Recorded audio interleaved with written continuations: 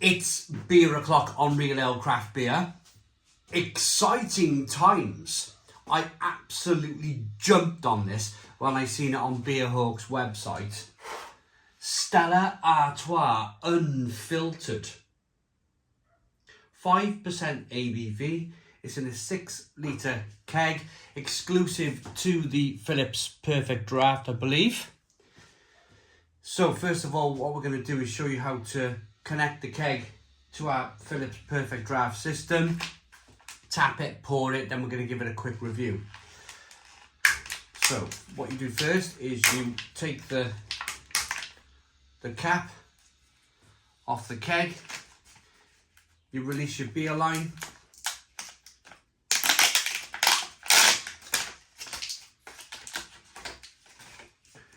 chuck that away. Super excited by this, absolutely excited.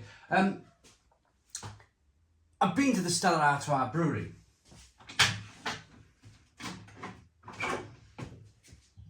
In Leuven, in Belgium. And I drank Stella Artois in the bar at their brewery in Leuven, in Belgium. And I was absolutely convinced it was a completely different pint of Stella that I had ever drunk before in my life. This could be something similar. It was superb. Gonna fit the line to this keg then. Here we go. So what you do, you grab your keg. You got a nice flexible rubber hose. You slide it down. Some people choose to put the tap onto the top of the keg first. I like to have two hands free just to give it a wiggle, because sometimes, as is today, sometimes that line can get trapped a little bit. Whoa, here it goes. It's going in. Right. Okay, so we fed the line in. You click that into position like that. So you got a brand new keg line with each new keg that you order on the Phillips Perfect Draft. It's basically, you're not going to get any kind of infection in your beer line. There's no beer line cleaning to do, because you recycle the beer line with every keg that you've finished with, and you get a new one each time. So you simply then grab the tap, nice hard press on the top of the keg. There you go. You'll hear a click. And then it's fitted. We have our Stella Artois Unfiltered about to be put into the machine. So you lift the handles up. I always give the little tap handle on the bottom there, on the back, a little wiggle just to make sure it's in position, and then it simply slides in. Push it down.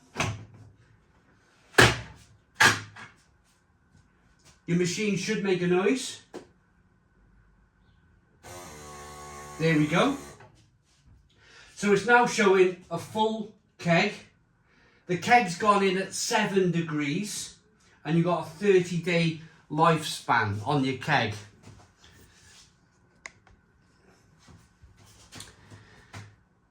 It's good. 7 degrees is good for me.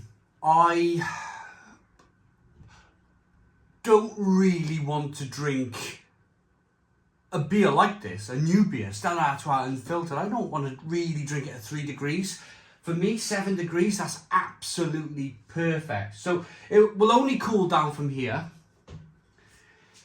Anything below 4 degrees, you start to lose flavour from the malt and the hops. So 7 degrees, cold enough, you're still going to pick up all those wonderful malty, hoppy flavours. So let's give it a pour then. So what you do, a little bit of beer in your glass. That will do. That little line we fitted, we're pouring some beer through that line as to make it very easy for yourselves when you want to pour your first pint. You don't want to be rushing beer down your keg line and then into your glass, because it's going to fob like this. So you now have a wet glass. You can either throw the beer out the back door there, or you can give it a sip like I'm about to do.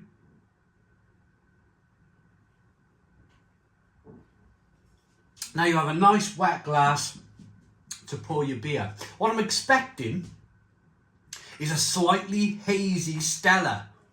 Here we go.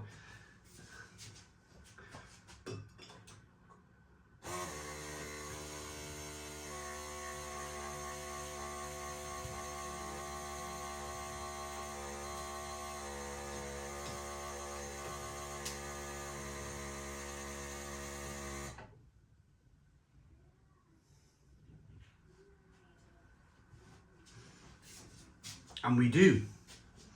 We do indeed have a slightly hazy Stella at 5% ABV. I started drinking Stella as a youngster when it was 5.2% ABV. I believe before that, years ago, before that, it was even like 5.6. I think in the beer's history, it started off life as a Belgian blonde, a Christmas Belgian blonde beer. And then it kind of, over the years, made its way over to being more of a regular lager, if you like. Stella over here now in the UK, I believe is 4.8% ABV. I might even be wrong. It might even be 4.6% ABV. But this is 5. And it's straight from the brewery in Leuven in Belgium. That's the biggest point here. That's the most important thing, is that this is Stella from the source, unfiltered Stella from the source. So, good levels of carbonation, slightly hazy looking beer, 4-finger, white head. Let's get the aroma.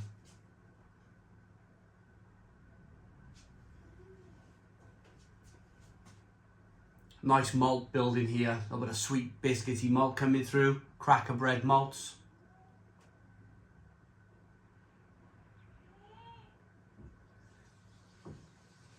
And a nice spicy, peppery hop feel on the back end. Let's dive in. Cheers.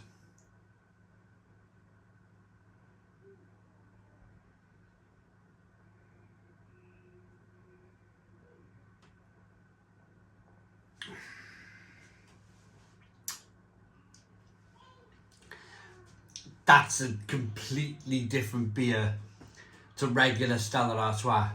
My goodness me. I'm going to go as far as saying, stone the crows. Stone the crows. What a beer. It was £32 for the keg on Beerhawk's website.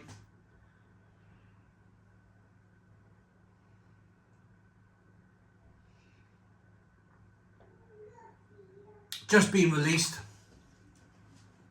It's got a really nice stinging nettle, peppery, spicy back end. It's very hoppy lager.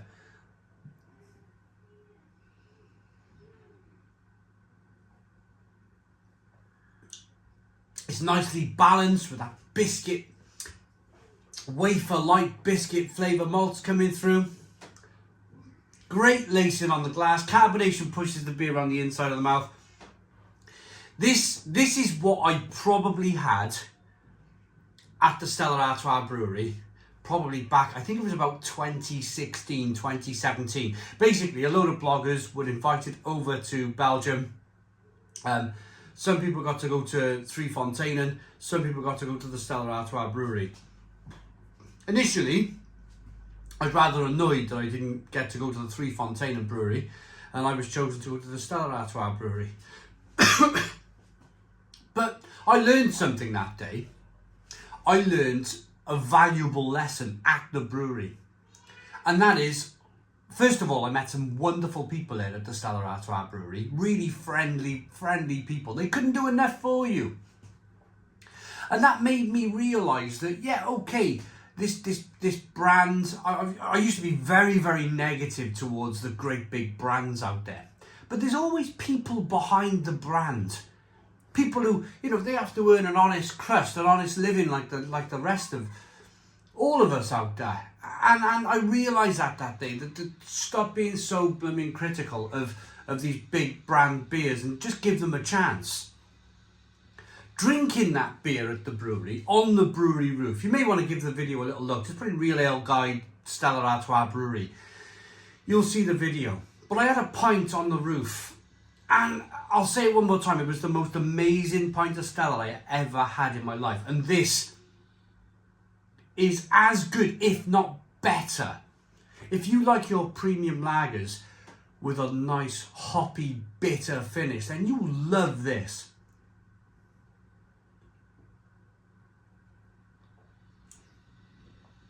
I'm going to rate it. It's fabulous, fabulous, fabulous beer. I like that beer, that slightly hazy, unfiltered, nicely carbonated, great lacing beer. I think there's a lot more going on than just it being unfiltered. I think they've dry hopped it. I reckon they've definitely done something with the hop profile of the beer as well. Yeah, I never thought I'd be saying this, but this is the Stone the Crow's 9 out of 10. A 9 out of 10 from Real Ale Craft Beer. I hope you liked the video. Please put your comments in the comments box. Subscribe to our daily beer and food reviews. Give us a big fat thumbs up. Boom! Cheers!